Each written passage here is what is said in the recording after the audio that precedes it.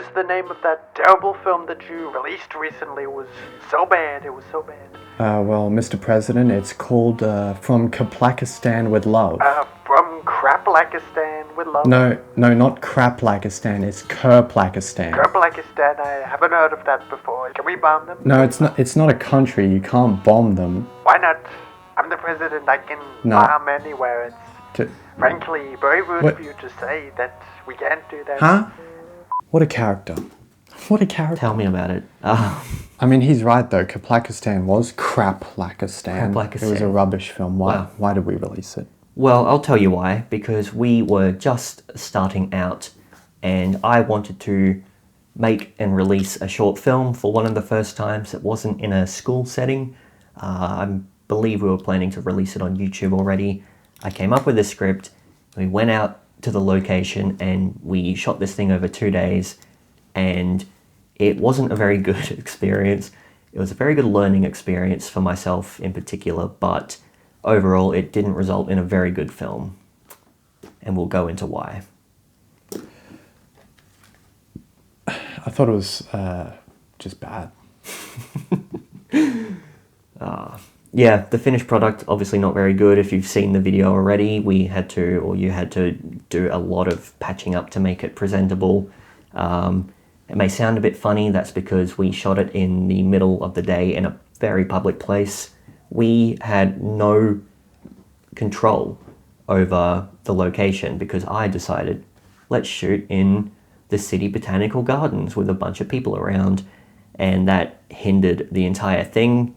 Like I said, we had no control over the sound, no control over the lighting, and we weren't able to properly commit to the characters because we didn't want people to look at us funny, basically. Yeah, it's tough acting in public.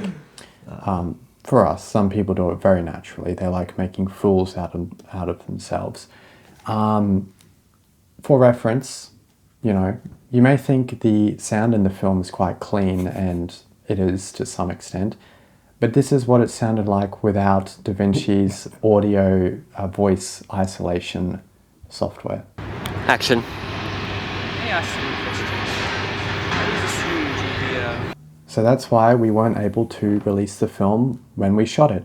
At that time, there was no voice isolation in DaVinci Resolve, and we could have ADR'd the whole film, but frankly, I think ADR is just a pain.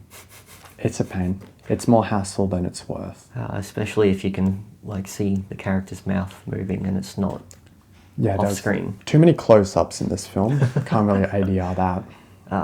We could have dubbed it, pretended there was a badly made film, but it was. Pretend it was like a foreign film, and we just dubbed it in English. Spaghetti Western. Oh my goodness. We should have done that. Yeah. We should dub it into another language now. International release. Das from Kaplakistan mit Liebe. I'm sorry, my German's not good anymore.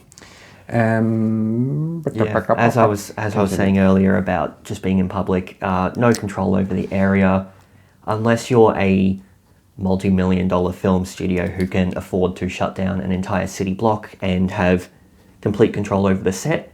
You generally don't want to be filming in public for scripted projects. Unscripted is fine because you can run around and you can improvise and you can interview people on the street. We have shot a couple of videos in public that were unscripted.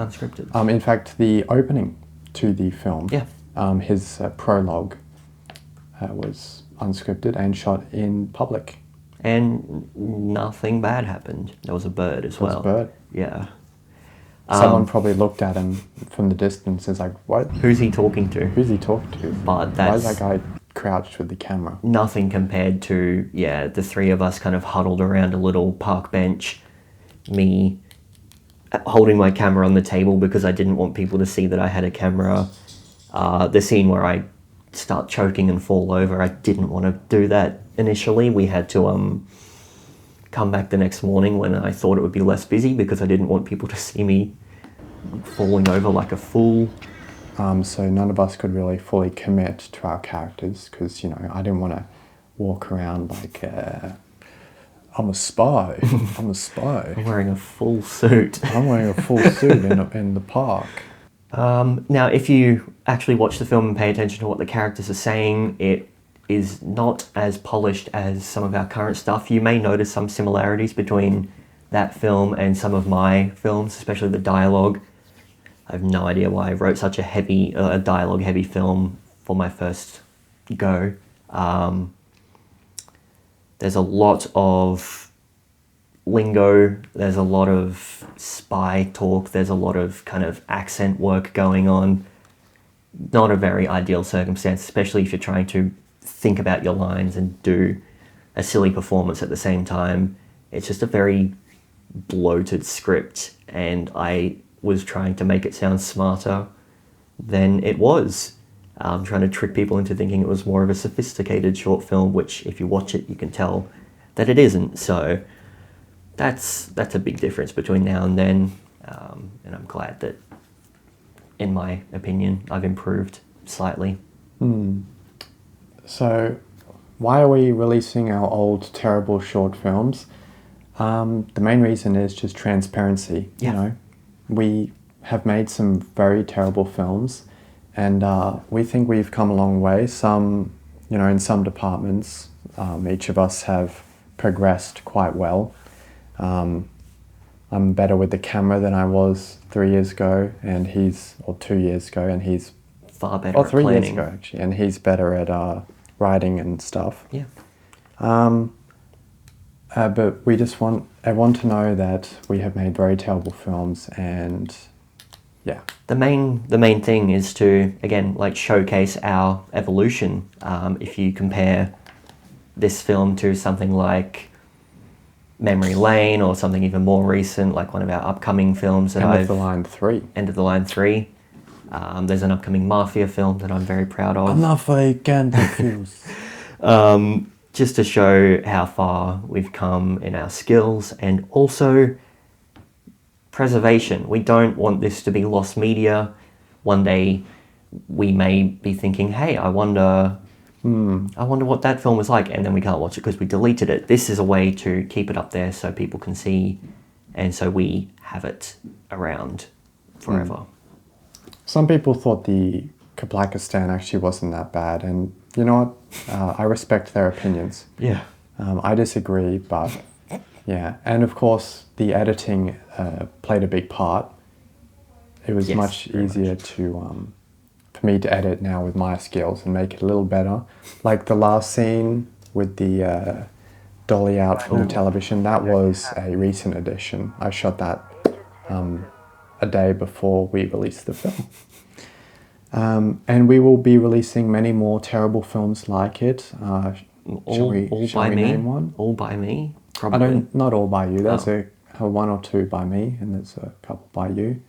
I'll name the one that I know, Washington's 5. Yes, that film, that is a film that we used to have on the channel. However, it has been taken down, unfortunately. We will publish it again. It has gone into the vault. Lost media. But we plan to unvault it. Because we want to make it better, and also because we need to take out some people's names. Last Chance Saloon, my first attempt at a Western. I mentioned coverage earlier. This one is the mother of all not getting enough coverage. And sound, probably. There may have been an issue with sound. The Future Is Now. That is a film that is on the channel as well, and we have not taken it down. However, believe it or not, there's actually 2 versions of that film that exist. So one day we will release the original version that